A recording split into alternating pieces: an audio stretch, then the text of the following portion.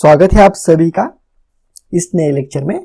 तो इस लेक्चर में हम देखेंगे modes of measurement of different item of works. तो जो भी मोड्स ऑफ मेजरमेंट होते हैं ना, जो भी हम वर्क करते हैं तो उसका मेजरमेंट किस प्रकार से लेते हैं वो इस लेक्चर में हम देखेंगे।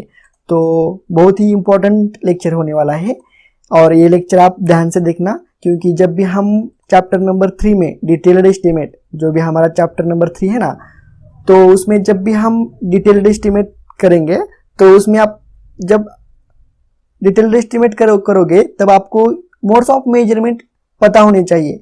जो भी डिफरेंट वर्क होता है, बिल्डिंग में बहुत सारे वर्क होते हैं, तो उस वर्क का मेजरमेंट हम किस प्रकार से लेते हैं ये आपको पता होना चाहिए। तो उसी के लिए ये लेक्चर बहुत ही इंपॉर्टेंट होना चाहिए। तो चलो देखते हैं, इस लेक्चर को स्टार्ट करते हैं। तो इस पॉइंट पर सबसे पहले हम क्वेश्चन देखेंगे कि इस पॉइंट पर एमएसबीटी में क्वेश्चन किस प्रकार से आते हैं। तो question, right units of measurement of the following, means जो भी ये यूनिट्स ऑफ मेजरमेंट है ना, तो साइट क्लियरेंस, अर्थ वर्क या पीसीसी वर्क होगा या आरसीसी वर्क, ब्रिक वर्क, जो भी हम डिस्कस करेंगे इस लेक्चर में, तो इनमें से आपको 4 या 6 पूछे जाते हैं। 4 अगर 4 पूछे गए तो आपको 4 मार्क्स के लिए आते हैं। ये एक आइटम 1 मार्क के लिए होता है, मीन्स जो भी वर्क होता है ना, या साइट क्लियरेंस हो रही है तो इसका यूनिट्स ऑफ मेजरमेंट आपको लिखना पड़ेगा एग्जाम में। तो इस प्रकार से 4 या 6 पूछे जाते हैं। वो कौन से भी, वो एग्जामिनर की मर्जी होती है, वो कौन सा भी पूछ सकता है इस सभी में से, तो आपको पता होना चाहिए। आस्क 4 और 6, ज्यादा से ज्यादा 4 या 6 आते हैं, उससे ज्यादा नहीं आते। समझ में आ गया क्वेश्चन, किस प्रकार से क्वेश्चन आता है एमएसबीटी में फाइनल एग्जाम में। तो चलो अब हम देखते हैं यूनिट्स ऑफ मेजरमेंट कि सबसे पहले कौन कौन से यूनिट होते हैं मेजरमेंट के, वो देख लेंगे। आपको तो पता ही होगा, फिर भी एक बार रिवीजन की तौर पर हम या मैं डिस्कस करता हूँ आपको। तो सबसे पहला मैंने यूनिट लिया है यहाँ पर मीटर क्यूब। हम जो भी मोड्स ऑफ मेजरमेंट, मीन्स जो भी हम वर्क मेजरमेंट करते हैं ना, तो वो हम मीटर क्यूब में भी करते हैं, उसके बाद मीटर स्क्वायर में भी करते हैं। रनिंग मीटर, तो उसे हम रिप्रेजेंट करते हैं आरएमटी से, उसे रिप्रेजेंट करते हैं। तो रनिंग मीटर जो भी हमारा वर्क होता है, कई सारे वर्क होते हैं, तो उसमें से कोई तो हम रनिंग मीटर से भी मेजर करते हैं, या केजी, क्विंटल और टन। तो इतने ही यूनिट्स ऑफ मेजरमेंट होते हैं। जब भी हम और भी होते हैं नंबर्स में भी हम यूनिट भी एक हो चुका ना, नंबर्स में भी हम क्वांटिटी निकालते हैं। तो या मैं यहाँ पर ऐड भी करता हूँ नंबर्स, क्योंकि ये भी एक यूनिट्स ऑफ मेजरमेंट है। जो भी कई सारे वर्क होते हैं जो हम नंबर्स में उसका क्वांटिटी निकालते हैं, वो भी डिस्कस करेंगे इस लेक्चर में। तो इतने सारे मेजरमेंट होते हैं, यूनिट्स ऑफ मेजरमेंट होते हैं। तो आपको सिर्फ बस इतना ध्यान रखना है कि किस वर्क के लिए कौन सा यूनिट हम, या स्टैंडर्ड कौन सा यूनिट है कि उसमें हम क्वांटिटी निकालते हैं, वो आपको ध्यान में रखना है। तो following table shows name of items and their units of measurement. तो नेम ऑफ आइटम और units of measurement 3rd column में दिए हैं, और ये 2nd कॉलम हो चुका, और 1st कॉलम में सीरियल नंबर है। तो हम देख लेते हैं आप मोड्स ऑफ मेजरमेंट। तो यहाँ से लेक्चर हमारा स्टार्ट होता है एक्चुअल में। फिर भी इतना नॉलेज आपको सबसे पहले होना ही चाहिए कि क्वेश्चन, अगर आपको क्वेश्चन ही मालूम नहीं है किस प्रकार से आता है, या इस पॉइंट पर क्वेश्चन ही अगर पूछा गया है या नहीं, ये भी आपको पता होना चाहिए। इसलिए मैंने इतना सारा डाटा सबसे पहले आपको एक्सप्लेन किया। समझ में आ गई बात? मैं आपका टाइम बिल्कुल वेस्ट नहीं करूंगा। आपको तो, अगर आप मेरे लेक्चर देखते हो तो आपको तो पता चल गया ही होगा कि आपका टाइम, मैं ज़्यादा टाइम आपका वेस्ट नहीं करूंगा। जब भी लेक्चर को स्टार्ट करता हूं तो विदिन 20 सेकेंड मैं मेरा लेक्चर स्टार्ट करता हूं। तो चलो, without wasting time, to start the units of measurement. तो चलो सबसे फर्स्ट देखते हैं हम साइट क्लियरेंस। और साइट क्लियरेंस को भी हम क्या बोलते हैं, आसान भाषा में अगर आपको अंडरस्टैंडिंग करनी है तो साइट क्लीनिंग। जब भी हम प्लॉट या मान लो कोई कस्टमर आपके पास आया है और उसे बिल्डिंग का कंस्ट्रक्शन करना है, और हम ये सभी जो यूनिट्स है ना, तो इस सभी यूनिट्स के लिए हम बिल्डिंग का कंस्ट्रक्शन करना है, ऐसा ही एग्जांपल हम मान लेते हैं, कंसिडर करके चलते हैं। साइट क्लियरेंस, तो सबसे पहले एक्सकेवेशन करने से पहले हमें साइट जो भी होती है ना, हमें साइट मीन्स जो भी जगह होती है उस पर हमें बिल्डिंग का कंस्ट्रक्शन करना है पूरा का पूरा, तो वो जो साइट होती है ना वो क्लीन करनी पड़ती है। या मान लो उस साइट पर पेड़ है या अनड्यूलेशन ग्राउंड है, प्लेन लेवल में नहीं है, या उस पर ग्रास या कई सारे चीजें पड़े हैं, या मान लो कोई आयरन के रॉड पड़े हैं, बहुत सारे होते हैं ना, या ग्लास के टुकड़े भी होते हैं कई बार।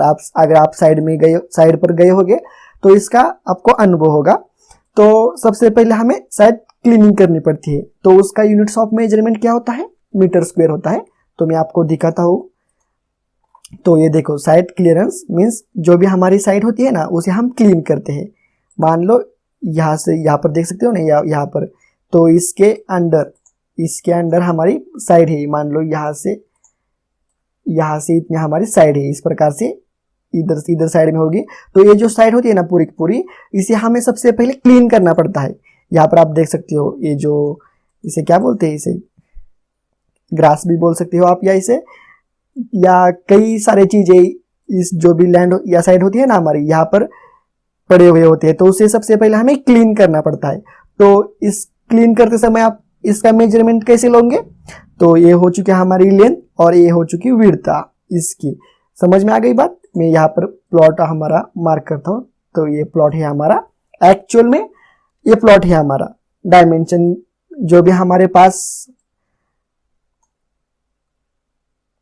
शीट आती है ना, मीन्स ड्राइंग्स जो आती है ना, बिल्डिंग की ड्राइंग्स, मान लो हमारा प्लॉट का प्लान है, तो इसमें से हम क्या करते हैं, जब भी हम क्लीनिंग करते हैं ना, एक्स्ट्रा नॉलेज दे रहा हूं आपको, तो ये हो चुका हमारा पूरा का पूरा प्लॉट। तो इसमें भी हम क्या करते हैं, इधर की साइड 1 मीटर एक्स्ट्रा, इस साइड 1 मीटर एक्स्ट्रा, और इस साइड 1 मीटर एक्स्ट्रा, और इस साइड 1 मीटर एक्स्ट्रा हम क्लीन करते हैं। क्यों करते हैं, हमें तो बिल्डिंग का कंस्ट्रक्शन करना है इस प्लॉट में, और जो भी हमारा मटेरियल हो जाएगा ना, तो हम यहाँ पर डंप करेंगे मटेरियल। मान लो हमारा एग्रीगेट है, सैंड है, या सीमेंट बैग्स है, तो हम यहाँ पर रखेंगे। अगर हमने वो सभी मटेरियल यहाँ पर रखा तो हम वर्क कैसे स्टार्ट करेंगे। समझ में आ गई बात। तो इसलिए हम क्या करते हैं, एक्स्ट्रा क्लीन करते हैं। तो ये बात आपको समझ लेना चाहिए, हम एक्स्ट्रा क्यों क्लीन करते हैं, तो इसीलिए क्लीन करते हैं। अगर मान लो यहाँ पर बिल्डिंग है ऑलरेडी, तो हम सिर्फ प्लॉट का एरिया ही क्लीन करेंगे। समझ में आ गई बात। तो क्लीन करते समय मेजरमेंट, यूनिट्स ऑफ मेजरमेंट क्या हो जाएगा हमारा, मीटर स्क्वायर हो जाएगा। तो चलो, ये हो चुका मीटर स्क्वायर। समझ में आ गई बात। कभी भी मत भूलना, जब भी हम साइट क्लीनिंग करेंगे तो उसका units of measurement metre square ही होना चाहिए। जब भी आप डिटेल्ड एस्टिमेट करोगे ना फ्यूचर में, आपकी फील्ड सिविल इंजीनियरिंग है, तो आपको ये बहुत इंपॉर्टेंट पॉइंट है। कभी भी इसमें अगर आप रॉन्ग हो जाओगे तो आपको कोई भी जॉब नहीं देगा। समझ में आई है ना बात। तो ये हो चुका फर्स्ट पॉइंट। अब हम सेकंड पॉइंट देखेंगे, अर्थवर्क। अर्थवर्क मीन्स क्या होता है, अर्थवर्क इन एक्सकैवेशन इन फाउंडेशन और प्लिंथ फिलिंग। प्लिंथ फिलिंग भी करते हैं ना हम, प्लिंथ फिलिंग। जब भी हम अर्थवर्क करते हैं ना फॉर एक्सकैवेशन के लिए, और फिलिंग, बैक फिलिंग, या उसे आप प्लिंथ फिलिंग भी कह सकते हो, तो उसका यूनिट्स ऑफ मेजरमेंट क्या रहेगा, मीटर क्यूब में रहेगा। तो मैं आपको कुछ इमेज के थ्रू एक्सप्लेन करता हूं। ये हो चुका हमारा अर्थवर्क। किस लिए हो रहा है ये, एक्सकैवेशन इन फाउंडेशन।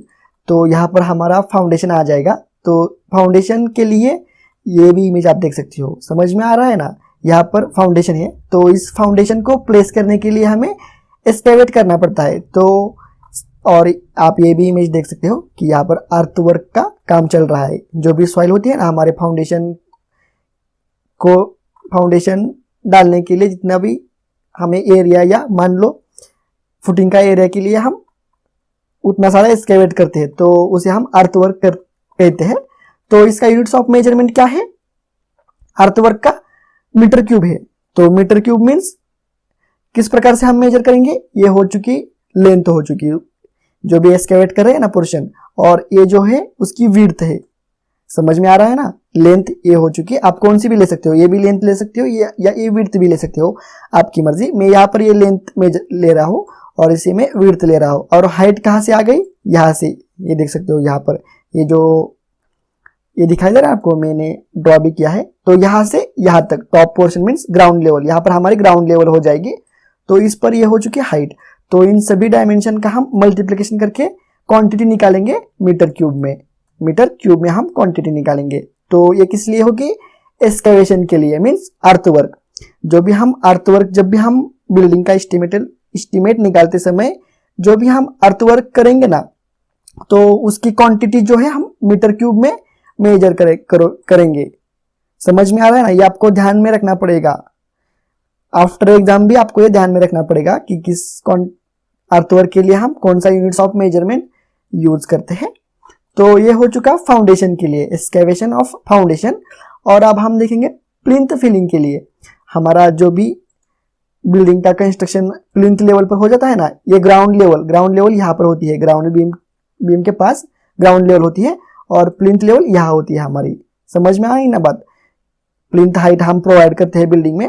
तो जब भी हमारा कंस्ट्रक्शन प्लिंथ लेवल में हो जाता है तो हम उसमें क्या करते हैं, बैक फिलिंग करते हैं सॉइल। ये देखो यहाँ पर सॉइल, अगर आपके पास सॉइल अवेलेबल है तो आप मीन्स इसे क्या कहते हैं, मिट्टी भी कह सकते हो आप इसे, मिट्टी या उसे मड भी बोलते हैं।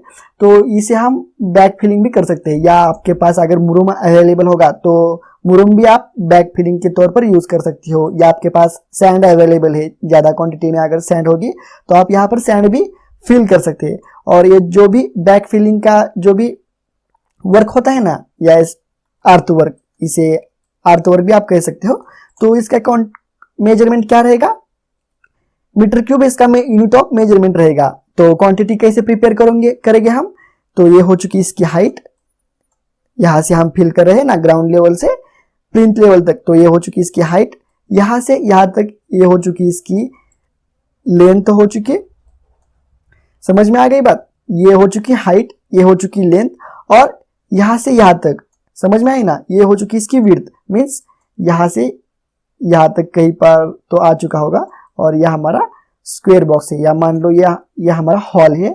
तो इस प्रकार से हॉल की डायमेंशन हम लेते हैं मीटर क्यूब में। इनसाइड द वॉल, ये वॉल है ना, तो इसका हमें डिडक्शन करना पड़ता है। जब भी हम अर्थ वर्क कर रहे हैं ना, तो इसका डिडक्शन करता है वॉल की थिकनेस। ये यहाँ पर आपको क्लियरली मेंशन हो जाएगा। यहाँ पर तो हमने वॉल कंस्ट्रक्शन किया है, तो इसलिए हम क्या करते हैं, इनर टू इनर डायमेंशन लेते हैं। ये देखो यहाँ से इस प्रकार से हम इनर टू इनर डायमेंशन लेते हैं बैक फिलिंग के लिए या अर्थ वर्क के लिए। तो उसी की क्वांटिटी निकालते हैं, मीटर क्यूब में हम निकालते हैं। समझ में आई ये बात। तो प्लिंथ फिलिंग भी हो चुका यहाँ पर।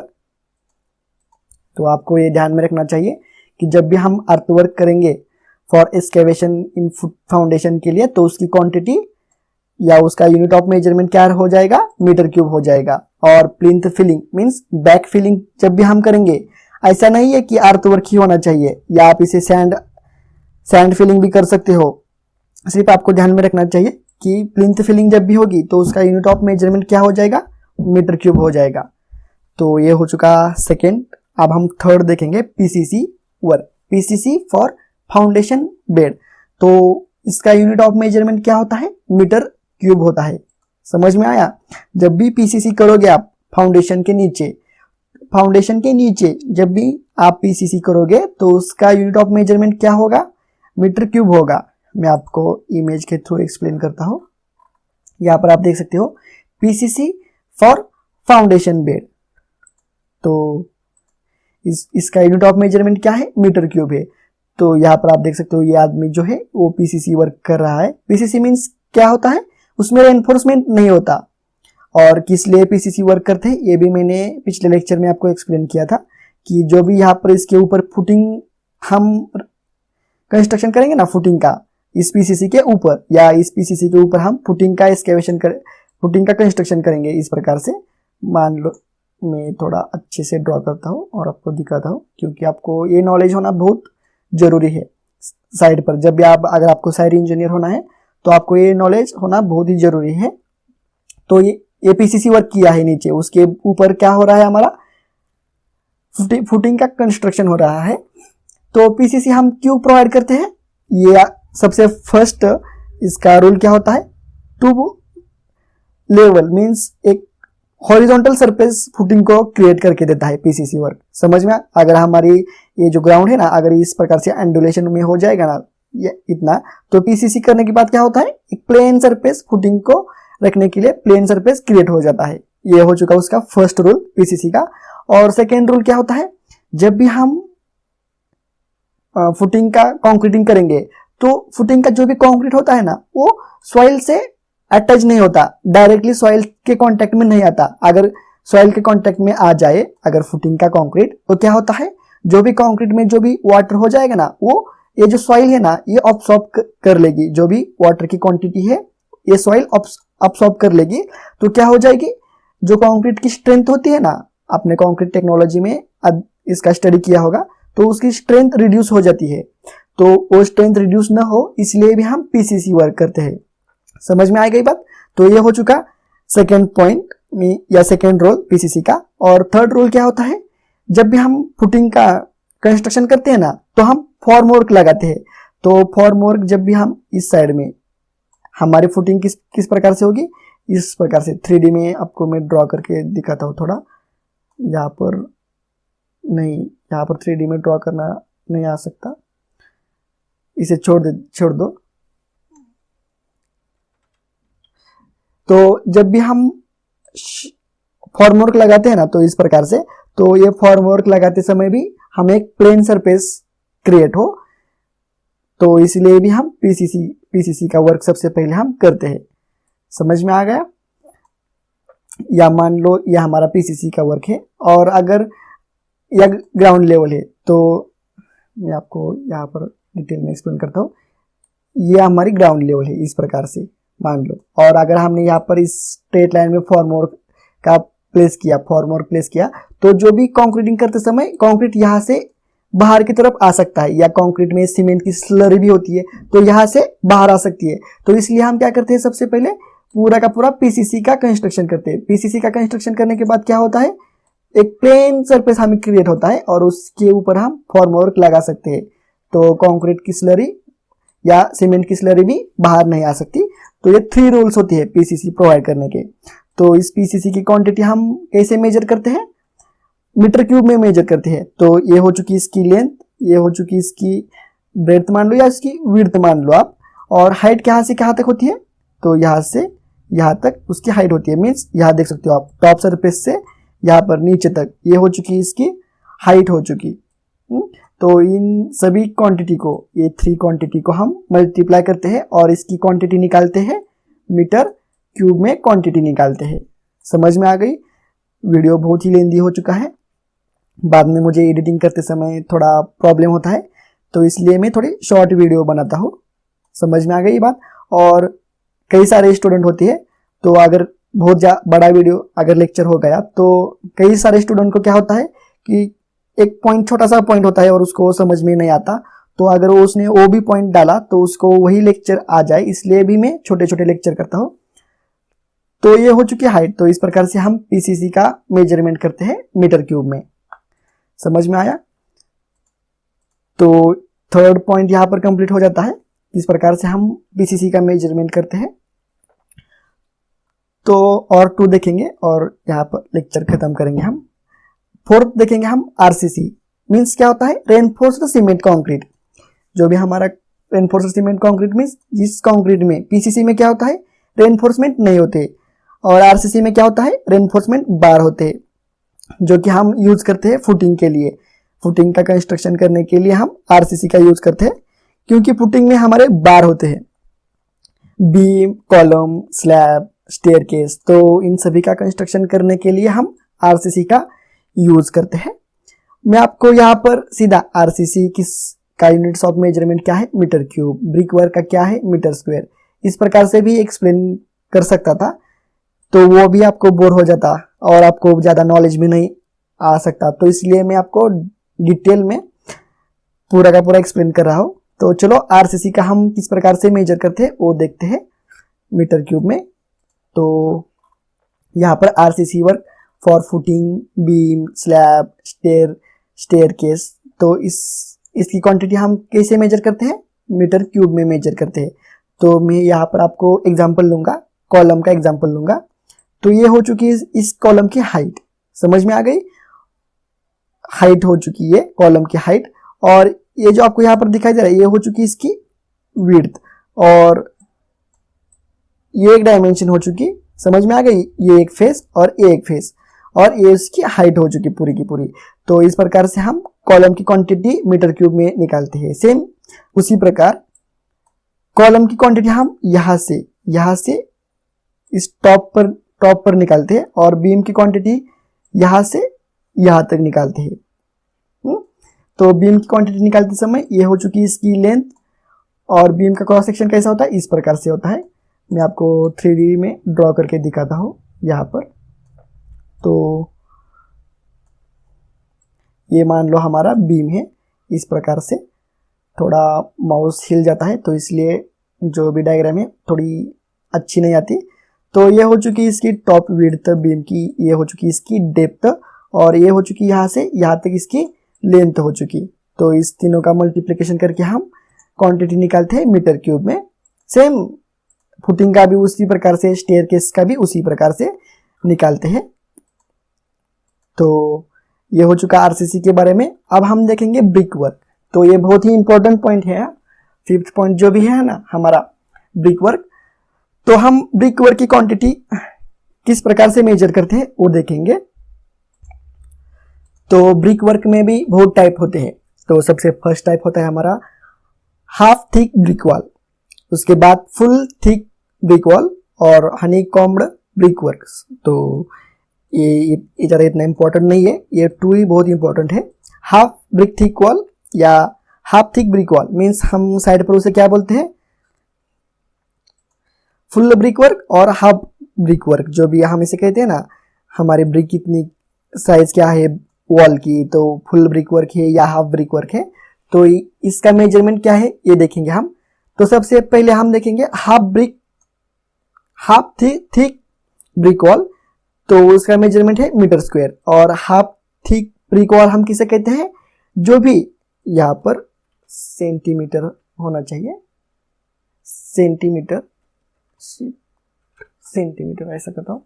जो भी वॉल की थिकनेस, किसी भी वॉल की थिकनेस अगर 20 सेंटीमीटर से कम है, समझ में आ रही है बात? किसी भी वॉल की अगर थिकनेस, जो भी थिकनेस होती है वो अगर 20 सेंटीमीटर से कम है तो उसे हम क्या कहेंगे? हाफ थिक ब्रिक वॉल कहेंगे उसे, और उसका यूनिट्स ऑफ मेजरमेंट क्या हो जाएगा? मीटर स्क्वायर हो जाएगा। और अगर हमारी फुल थिक ब्रिक वर्क है या ब्रिक वॉल है तो कैसे पहचाने हम? अगर उसकी थिकनेस, उस वॉल की थिकनेस अगर 20 सेंटीमीटर से ज्यादा है, इज ग्रेटर देन और इज इक्वल टू 20 सेंटीमीटर, तो वो क्या हो जाएगी? फुल थिक ब्रिक वॉल हो जाएगी। और उसका यूनिट्स ऑफ मेजरमेंट क्या लेंगे हम? मीटर क्यूब लेंगे। समझ में आया? मीटर क्यूब लेंगे। और जो भी हनीकॉम्ब ब्रिक वर्क होता है, आपको मैं इमेज के थ्रू एक्सप्लेन करूंगा, तो उसका यूनिट ऑफ मेजरमेंट क्या होता है? मीटर स्क्वायर होता है। तो चलो देखते हैं ये सभी चीजें। तो ब्रिक वर्क यहाँ पर हाफ थिक ब्रिक वॉल, तो 20 सेंटीमीटर से कम होनी चाहिए। क्या कम होनी चाहिए? जो भी इसकी थिकनेस होती है ना ब्रिक वर्क की, यहाँ से यहाँ तक, या जो भी हमारी वॉल होती है उस वॉल की थिकनेस 20 सेंटीमीटर से कम होनी चाहिए। तो उसका मेजरमेंट हम कैसे करेंगे? मीटर स्क्वायर में करेंगे, हाफ ब्रिक थिक वॉल। तो यहाँ पर आप देख सकते हो यहाँ से यहाँ तक हाइट है, मान लो इतना ही ब्रिक वर्क किया है। तो ये हो चुकी है हाइट, ये हो चुकी इसकी लेंथ हो चुकी। हाँ, तो इस प्रकार से हम इसका और सिर्फ इसका ही मेजरमेंट करके हम मीटर स्क्वायर में क्वांटिटी निकालेंगे। समझ में आ गई बात? मान लो यह इतना हमने ब्रिक वर्क किया है, तो ये डायमेंशन हो चुकी, हाइट हो चुकी है, और ये लेंथ हो चुकी। तो इन दोनों का अगर हमने मल्टीप्लिकेशन किया तो हमें क्वांटिटी आ जाएगी, मीटर स्क्वायर में हमें क्वांटिटी आ जाएगी। समझ में आया ना? हाफ ब्रिक थिक वॉल किसे कहते हैं और किस प्रकार से यूनिट्स हम मेजरमेंट करते हैं। तो अब हम देखेंगे फुल थिक ब्रिक वॉल। तो फुल थिक ब्रिक वॉल किसे कहते हैं? जो भी इसकी थिकनेस होती है ना वॉल की, अगर वो 20 सेंटीमीटर से भी ज़्यादा होगी तो उसे हम क्या करेंगे, क्या कहेंगे, फुल थिक ब्रिक वॉल कहेंगे उसे हम। और उसका यूनिट्स ऑफ मेजरमेंट कैसे लेंगे, तो मान लेते हैं हमारी इतनी एक वॉल है, यहाँ से यहाँ तक हमारी वॉल है, मीन्स इतना पोर्शन इसी वॉल में आ जाएगा। हाँ, यहाँ ये सारी वॉल है, तो यहाँ से यहाँ तक ये हो चुकी हाइट हो चुकी। हाँ, यहाँ से यहाँ तक इसकी लेंथ हो चुकी इस वॉल की, और यहाँ से यहाँ तक इसकी थिकनेस, या मान लो इसे विड्थ भी मान सकती हो आप वॉल की, तो मैं इसे यहाँ पर थिकनेस मान लेता हूँ, या आप इसे यहाँ पर विड्थ भी मान सकते हैं, या उसकी ब्रेड्थ, कोई भी कंसीडर करो, कुछ नहीं जाता। और सिर्फ आपको क्वांटिटी निकालनी है और वो एक्यूरेट निकालनी है, और उसका यूनिट्स ऑफ मेजरमेंट आपको अंडरस्टैंड होना चाहिए। तो इन सभी का मल्टीप्लिकेशन किया तो आपको क्वांटिटी आ जाएगी मीटर क्यूब में। समझ में आ गई बात, किस प्रकार से हम फुल थिक ब्रिक वॉल का यूनिट्स ऑफ मेजरमेंट मीन्स उसका मेजरमेंट हम कैसे करते हैं। तो चलो नेक्स्ट देखते हैं हम हनीकॉम्ड ब्रिक वर्क। तो ये हो चुकी, ये देखो यहाँ पर एक ब्रिक यहाँ पर लगाई है, तो उसके बीच में इतना गैप रखा है, उसके बाद ब्रिक लगाई है। समझ में दिखाई दे रहा है ना, आपको समझ में आना चाहिए। इस प्रकार से हम क्यों कंस्ट्रक्ट करते हैं, क्योंकि यहाँ से एयर पास हो जाए ज़्यादा अच्छे वेंटिलेशन के लिए, या मान लो सूरज की रोशनी अंदर आनी चाहिए, तो हम इस टाइप का हम ब्रिक वर्क लगाते हैं। जब भी हमारा पूजा घर होता है ना, आपको पूजा घर मान लो, तो पूजा घर के नीचे या पीछे, उसके पीछे साइड में यहाँ पर हमारा पूजा घर है, तो इसके पीछे हम तो इस वॉल का, इस टाइप वॉल का कंस्ट्रक्शन करते हैं। आपको ज़्यादा साइड पर जाना चाहिए और कई सारे घर भी देखने चाहिए, तब आपको ये दिख जाएगा कहाँ पर, कहीं ना कहीं। तो क्यों लगाते हैं, ज़्यादा अच्छा वेंटिलेशन हो, पूजा करते समय आपका मन प्रसन्न होना चाहिए, या ज़्यादा प्रकाश अंदर आना चाहिए, तो इसलिए हम हनीकॉम्ड ब्रिक वर्क का कंस्ट्रक्शन करते हैं। तो इसका यूनिट्स ऑफ मेजरमेंट क्या रहेगा, यहाँ से यहाँ तक इसकी हाइट रहेगी, और यहाँ से यहाँ तक इसकी लेंथ रहेगी, और इसकी क्वांटिटी हम मीटर स्क्वायर में निकालते हैं। समझ में आया। तो यहाँ पर हमने इस प्रकार से देख लिया brick work, half brick wall, full brick wall और हनीकॉम्ड ब्रिक वॉल मान लो या वर्क मान लो उसे। तो उसका यूनिट्स ऑफ मेजरमेंट क्या होता है ये देख लिया। एक्चुअल में मैंने यहाँ पर एक ही लेक्चर दिया था, क्योंकि मुझे ये सभी पॉइंट एक ही लेक्चर में कवर करना, ऐसा मैंने डिसाइड किया था। फिर भी लेक्चर बहुत ही ज़्यादा हो चुका है, इसलिए मैं यहाँ पर स्टॉप करता हूँ। और ये जो 6 पॉइंट है ना, स्टोन मेसनरी हम किस प्रकार से मेजरमेंट करते हैं, ये हम नेक्स्ट लेक्चर में देखेंगे। मीन्स लेक्चर नंबर 13.1 हमारा लेक्चर नंबर क्या हो जाएगा, ये 13 है, और 6 नंबर से बिलो 13.1 हो जाएगा। मैं इसको पॉइंट में डिवाइड करता हूँ, क्योंकि ये 1 ही पॉइंट है, इसलिए मैं 13 नंबर का ही लेक्चर रखता हूँ और उसी के पॉइंट से बढ़ाता हूँ। तो ज़्यादा डीप में एक्सप्लेन करने से वजह मेरे को टाइम ज़्यादा लगा। अगर ये लेक्चर आपको सही में पसंद आता है तो लाइक करो, शेयर करो और सब्सक्राइब भी करो चैनल को, और अपने दोस्तों के साथ भी थोड़ा शेयर करो, तभी मुझे थोड़ा मोटिवेशन मिलेगा। तो चलो मिलते हैं हम नेक्स्ट लेक्चर में। थोड़ा नॉलेज देना चाहिए। अगर मैं आपको सीधा सीधा बताता कि यार तो वर्क मीटर क्यूब में मेजरमेंट करना चाहिए, पीसीसी का मीटर क्यूब में मेजरमेंट करना चाहिए, तो आपको ये अंडरस्टैंडिंग नहीं हो जाता कि किस प्रकार से हम मेजरमेंट, लेंथ क्या होती है, विड्थ क्या होती है, उसकी हाइट कितनी होती है। तो इसलिए मैंने थोड़ा डीप में एक्सप्लेन किया, इसलिए मुझे थोड़ा टाइम लगा। उसमें कोई चिंताजनक कोई बात नहीं है, सिर्फ आपको अंडरस्टैंडिंग होना चाहिए। अगर आपको ये सही में, अगर ये लेक्चर आपको बहुत हेल्पफुल रहा होगा तो आप कमेंट करके भी मुझे बता सकते हो। तो चलो मिलते हैं नेक्स्ट लेक्चर में।